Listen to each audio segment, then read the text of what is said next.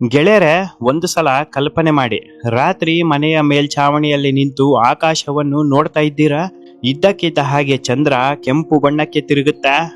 ಮತ್ತೊಂದು ರಾತ್ರಿ ಆಕಾಶದ ಒಂದು ಮೂಲೆಯಿಂದ ಮತ್ತೊಂದು ಮೂಲೆಗೆ ನೂರಾರು ಉಲ್ಕೆಗಳು ಮಿಂಚಿನಂತೆ ಓಡಾಡಲು ಶುರುವಾಗುತ್ತೆ. ಯಾವ ರೀತಿ ಉಲ್ಕೆಗಳು ಆಕಾಶದಲ್ಲಿ ಓಡಾಡುತ್ತೆ ಅಂತಂದ್ರೆ, ಆಕಾಶದಲ್ಲಿ ಒಂದು ರೀತಿ ಟ್ರಾಫಿಕ್ ಜಾಮ್ ತರ ಅನಿಸುತ್ತೆ. ಮತ್ತೊಂದು ರಾತ್ರಿ ಸಾವಿರಾರು ವರ್ಷಗಳಿಂದ ಕಾಣದ ಹೊಸ ನಕ್ಷತ್ರಗಳು ಆಕಾಶದಲ್ಲಿ ಇದ್ದಕ್ಕಿದ್ದ ಹಾಗೆ ಕಾಣುತ್ತೆ. ಅಷ್ಟೇ ಅಲ್ಲ, ದೊಡ್ಡ ಪ್ರಮಾಣದಲ್ಲಿ ಹೊಳೆಯಲು ಶುರು ಆಗುತ್ತೆ. ಗೆಳೆಯರೆ, ಇದ್ಯಾವುದೋ ಸಿನಿಮಾ ಕತೆ ಅಲ್ಲ, ಮಕ್ಕಳ ಬೆಡ್ ಟೈಮ್ ಸ್ಟೋರಿ ಕೂಡ ಅಲ್ಲ. ಇನ್ನು ಕೆಲವೇ ದಿನಗಳು ಅಥವಾ ಕೆಲವೇ ತಿಂಗಳುಗಳಲ್ಲಿ ಇವೆಲ್ಲವೂ ನಿಮ್ಮ ಕಣ್ಣಾರೆ ನೋಡಬಹುದು.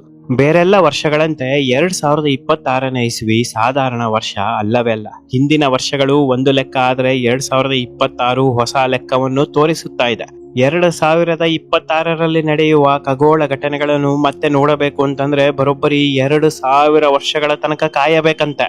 ಗೆಳೆಯರೆ, ಇದೇ ಕಾರಣಕ್ಕೆ ನಾನು ಈ ಒಂದು ವಿಡಿಯೋನ ಮಾಡ್ತಾ ಇರೋದು. ಯಾರು ಕೂಡ ಆಕಾಶದಲ್ಲಿ ನಡೆಯುವ ಈ ಒಂದು ಚಮತ್ಕಾರಗಳನ್ನು ನೋಡೋದನ್ನ ಮರೆಯಬಾರದು, ಮರೆತು ನಿರಾಶರಾಗಬಾರದು. ಒಂದಲ್ಲ ಎರಡಲ್ಲ, ಎಷ್ಟೋ ರೀತಿಯ ಚಮತ್ಕಾರಗಳು ಈ ವರ್ಷ ಆಕಾಶದಲ್ಲಿ ನಡೆಯುತ್ತಿದೆ.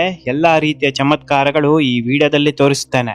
ಇವೆಲ್ಲವನ್ನು ನೋಡೋದಕ್ಕೆ ಟೆಲಿಸ್ಕೋಪ್ ಆಗಿರ್ಲಿ, ಬೈನಾಕುಲರ್ ಆಗಿರ್ಲಿ, ಯಾವುದು ಕೂಡ ಬೇಡವೇ ಬೇಡ. ಕರ್ನಾಟಕದ ಯಾವುದೇ ಭಾಗದಿಂದಲೂ ಕೂಡ ನೀವು ಈ ಒಂದು ಅದ್ಭುತ ದೃಶ್ಯಗಳನ್ನು ನೋಡಬಹುದು.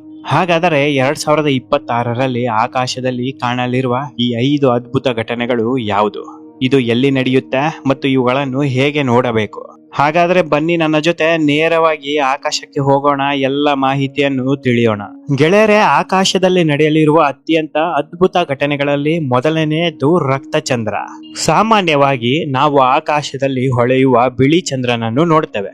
ಆದರೆ ಕೆಲವೊಮ್ಮೆ ಈ ಚಂದ್ರನು ಇದ್ದಕ್ಕಿದ್ದ ಹಾಗೆ ಕೆಂಪು ಅಥವಾ ತಾಮ್ರದ ಬಣ್ಣಕ್ಕೆ ತಿರುಗುತ್ತಾನೆ. ಈ ಒಂದು ದೃಶ್ಯ ಎಷ್ಟು ವಿಚಿತ್ರವಾಗಿರುತ್ತೆ ಅಂತಂದ್ರೆ, ಎಂತವರಿಗಾದ್ರೂ ಈ ರೀತಿಯ ಚಂದ್ರವನ್ನು ನೋಡಿದ್ರೆ ಭಯ ಆಗಿ ಬಿಡುತ್ತೆ. ಚಂದ್ರನ ಮೇಲೆ ಯಾರೋ ಯುದ್ಧ ಮಾಡ್ತಾ ಇದ್ದಾರೆ, ರಕ್ತದ ಹೋಕುಳಿ ಹರಿಯುತ್ತಾ ಇದೆ ಎಂಬುವ ಫೀಲಿಂಗ್ ಬರುತ್ತೆ.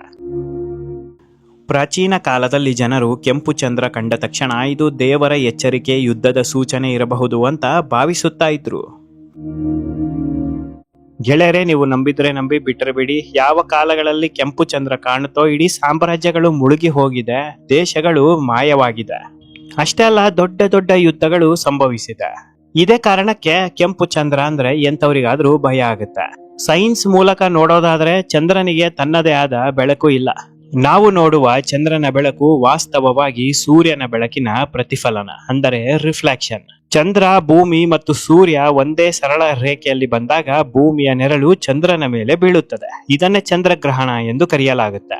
ಈ ಸಮಯದಲ್ಲಿ ಸೂರ್ಯನ ಬಿಳಿ ಬೆಳಕು ಭೂಮಿಯ ವಾತಾವರಣದ ಮೂಲಕ ಹಾದು ಹೋಗುತ್ತದೆ. ನೀಲಿ ಮತ್ತು ಹಸಿರು ಬಣ್ಣದ ಕಿರಣಗಳು ಚದರಿ ಹೋಗುತ್ತದೆ, ಆದರೆ ಕೆಂಪು ಬಣ್ಣದ ಕಿರಣಗಳು ಮಾತ್ರ ಭೂಮಿಯ ಸುತ್ತಲೂ ಬಾಗಿಕೊಂಡು ಚಂದ್ರನನ್ನು ತಲುಪುತ್ತದೆ. ಇದೇ ಕಾರಣಕ್ಕೆ ಚಂದ್ರನು ಕೆಂಪು ಬಣ್ಣದಲ್ಲಿ ಹೊಳೆಯುವಂತೆ ಕಂಡುಬರುತ್ತೆ. ಇದು ನಿಜವಾಗಿಯೂ ಆಕಾಶದಲ್ಲಿ ಒಂದು ಭಯಾನಕ ಮತ್ತು ಅದ್ಭುತ ದೃಶ್ಯವನ್ನು ಸೃಷ್ಟಿಸುತ್ತೆ. ಹಾಗಾದ್ರೆ ಈ ಕೆಂಪು ಚಂದ್ರ ಯಾವಾಗ ಕಂಡು ಬರುತ್ತೆ ಅಂತ ನೀವು ಕೇಳಬಹುದು. 2026 ಆಗಸ್ಟ್ 27 ಅಥವಾ 28ನೇ ತಾರೀಕಿನಂದು ಭಾರತ ದೇಶದಲ್ಲಿ ಈ ಒಂದು ಕೆಂಪು ಚಂದ್ರ ಕಂಡು ಬರುತ್ತೆ. ಆಕಾಶದಲ್ಲಿ ನಡೆಯುತ್ತಿರುವ 2ನೇ ವಿಸ್ಮಯ ಆಕಾಶದ ಬೆಂಕಿಯ ಮಳೆ. ನೀವು ಯಾವತ್ತಾದ್ರೂ ರಾತ್ರಿ ಆಕಾಶದಲ್ಲಿ ಒಂದು ಬೆಳಕಿನ ರೇಖೆ ಕ್ಷಣಾರ್ಧದಲ್ಲಿ ಓಡಿ ಹೋಗುತ್ತಾ ಇರೋದನ್ನ ನೋಡಿದ್ದೀರಾ? ಇದನ್ನು ನೋಡಿದ ಸಾಕಷ್ಟು ಜನಗಳು ಹೇಳೋದು ಒಂದೇ ಮಾತು, ಅಯ್ಯೋ ನಕ್ಷತ್ರ ಬೀಳ್ತಾ ಇದೆ ಅಂತ. ನೀವಿನ್ನೂ ನನ್ನ official Facebook page Sudhindra explorer ನ ಫಾಲೋ ಮಾಡಿಲ್ಲ ಅಂದ್ರೆ ಈಗಲೇ ಫಾಲೋ ಮಾಡಿ. Facebook page link description box ಅಲ್ಲಿ ಇರುತ್ತೆ, ಒಂದು ಸಲ ಚೆಕ್ ಮಾಡಿ.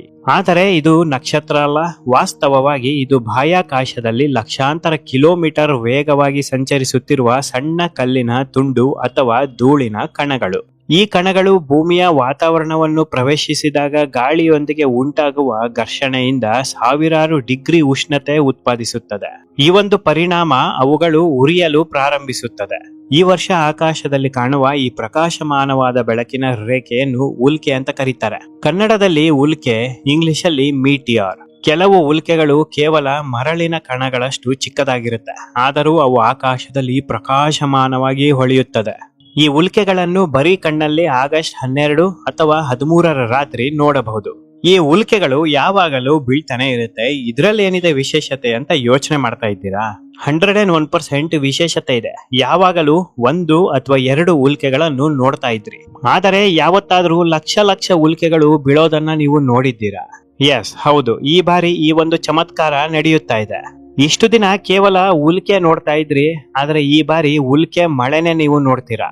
ಇದು ಯಾವ ರೀತಿ ಕಾಣುತ್ತೆ ಅಂದ್ರೆ ಬೆಂಕಿಯ ಮಳೆ ಬರುವ ಹಾಗೆ ಕಂಡು ಬರುತ್ತೆ. ಗೆಳೆಯರೆ, 3ನೇದು ಗ್ರಹಗಳ ಸರತಿ, ಪ್ಲಾನೆಟ್ ಪೆರೈಡ್. ಅದ್ಭುತ, ವಿಸ್ಮಯ, ಚಮತ್ಕಾರ. ಇದಕ್ಕೆ ಏನ್ ಹೇಳಿದ್ರು ಕಮ್ಮಿನೇ. ಈ ರೀತಿಯ ಒಂದು ದೃಶ್ಯ ಮುಂದೆ ಕಾಣುತ್ತೋ ಇಲ್ಲೋ ಗೊತ್ತಿಲ್ಲ, ಆದ್ರೆ ಈ ವರ್ಷ ಮಾತ್ರ ಗೋಚರಿಸುತ್ತಾ ಇದೆ.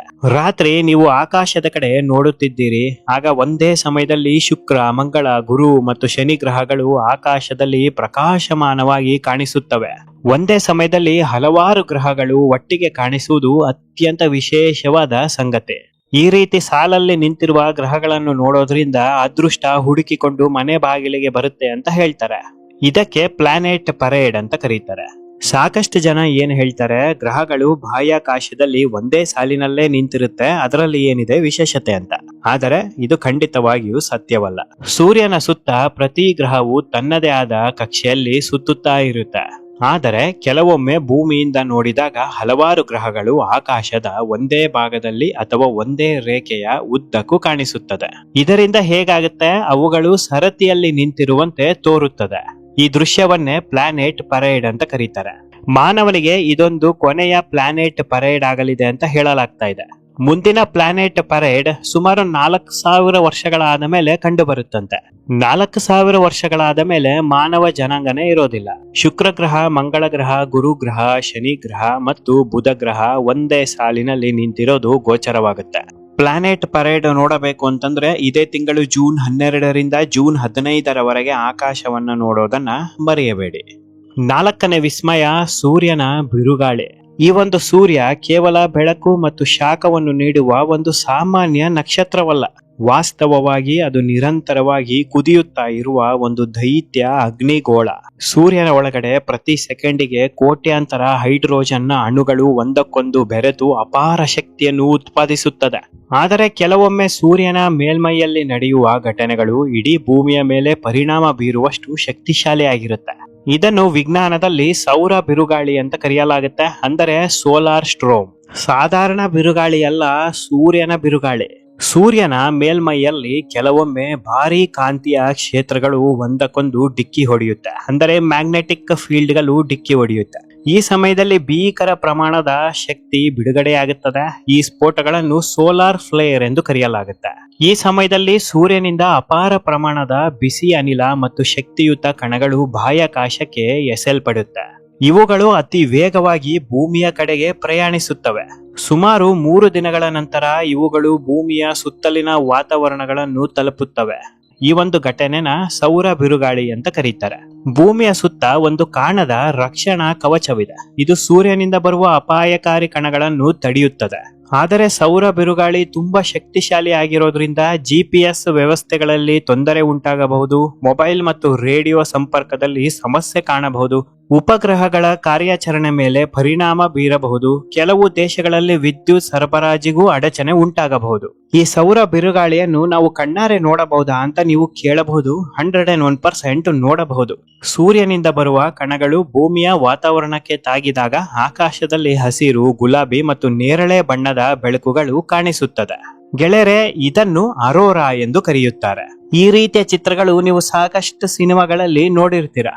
ಇದು ಆಕಾಶದಲ್ಲಿ ಬಣ್ಣದ ಪರದೆಗಳು ನೃತ್ಯ ಮಾಡುತ್ತಿರುವಂತೆ ಕಂಡುಬರುತ್ತೆ. ಈ ಒಂದು ಅರೋರಾ ಲೈಟ್ಸ್ ಸಾಮಾನ್ಯವಾಗಿ ಕಂಡುಬರೋದು Norway, Iceland, Finland, Sweden, Alaska ಮತ್ತು ನಾರ್ದರ್ನ್ ಪಾರ್ಟ್ಸ್ ಆಫ್ ಕೆನಡಾ. ಇದನ್ನು ನೋಡೋದಕ್ಕೆ ಭಾರತ ದೇಶದಿಂದ ಲಕ್ಷ ಲಕ್ಷ ಖರ್ಚು ಮಾಡಿ ಬೇರೆ ದೇಶಗಳಿಗೆ ಹೋಗಿ ನೋಡ್ಕೊಂಡು ಬರ್ತಾರೆ.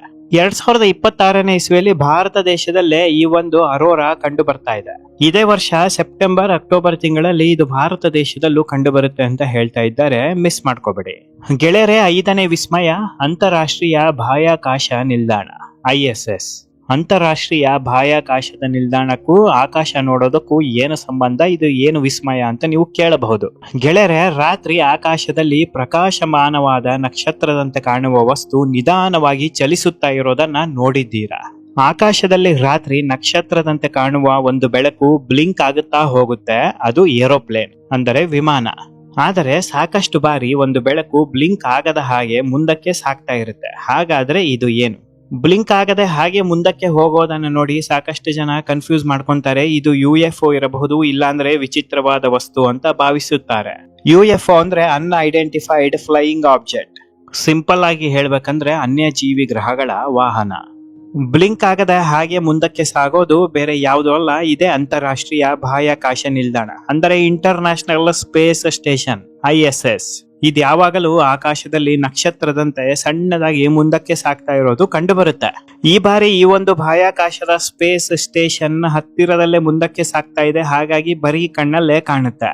ಈ ಸ್ಪೇಸ್ ಸ್ಟೇಷನ್ ವಿಶೇಷತೆ ಏನಪ್ಪಾ ಅಂತಂದ್ರೆ ಇದರಲ್ಲಿ ವಿಜ್ಞಾನಿಗಳು ಮತ್ತು ಗಗನಯಾತ್ರಿಗಳು ವಾಸಿಸುತ್ತಾ ಇರ್ತಾರೆ. ಈ ಒಂದು ಸ್ಪೇಸ್ ಸ್ಟೇಷನ್ ಗಂಟೆಗೆ ಸುಮಾರು 28,000 ಕಿಲೋಮೀಟರ್ ವೇಗದಲ್ಲಿ ತಿರುಗುತ್ತಾ ಇರುತ್ತೆ. ಇದರ ವೇಗದ ಒಂದು ಎಕ್ಸಾಂಪಲ್ ನೋಡೋದಾದ್ರೆ ಬೆಂಗಳೂರಿಂದ ದೆಹಲಿಗೆ ಕೇವಲ 2 ನಿಮಿಷದಲ್ಲಿ ತಲುಪಬಹುದು. ಇಷ್ಟೊಂದು ವೇಗವಾಗಿ ಇರುವ ಕಾರಣ ಈ ಒಂದು ಸ್ಪೇಸ್ ಸ್ಟೇಷನ್ 90 ನಿಮಿಷಗಳಲ್ಲಿ ಭೂಮಿಯ ಒಂದು ಸುತ್ತನ್ನು ಸುತ್ತಿ ಬಿಡುತ್ತೆ. ಒಂದು ದಿನಕ್ಕೆ ಈ ಒಂದು ಇಂಟರ್ನ್ಯಾಷನಲ್ ಸ್ಪೇಸ್ ಸ್ಟೇಷನ್ ಭೂಮಿಯನ್ನು 16 ಬಾರಿ ಸುತ್ತುತ್ತೆ. ರಾತ್ರಿಯ ವೇಳೆ ಸೂರ್ಯನ ಬೆಳಕು ಇಂಟರ್ನ್ಯಾಷನಲ್ ಸ್ಪೇಸ್ ಸ್ಟೇಷನ್ ಮೇಲೆ ಬಿದ್ದಾಗ ಈ ಒಂದು ಸ್ಪೇಸ್ ಸ್ಟೇಷನ್ ಮಿಂಚಿನಂತೆ ಹೊಳೆಯಲು ಪ್ರಾರಂಭಿಸುತ್ತೆ. ಮೊದಲ ಬಾರಿ ಈ ಒಂದು ಸ್ಪೇಸ್ ಸ್ಟೇಷನ್ ತುಂಬಾ ಹತ್ತಿರದಲ್ಲೇ ಕಂಡು ಬರುತ್ತೆ.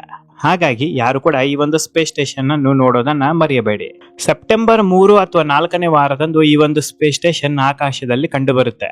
ದಯವಿಟ್ಟು ಈ ವಿಡಿಯೋನ ನಿಮ್ಮ ಬಂಧು ಮಿತ್ರರಿಗೆ ಶೇರ್ ಮಾಡಿ. ಆಕಾಶದಲ್ಲಿ ಚಮತ್ಕಾರಗಳನ್ನು ನೋಡೋದನ್ನ ಮರೆಯಬೇಡಿ.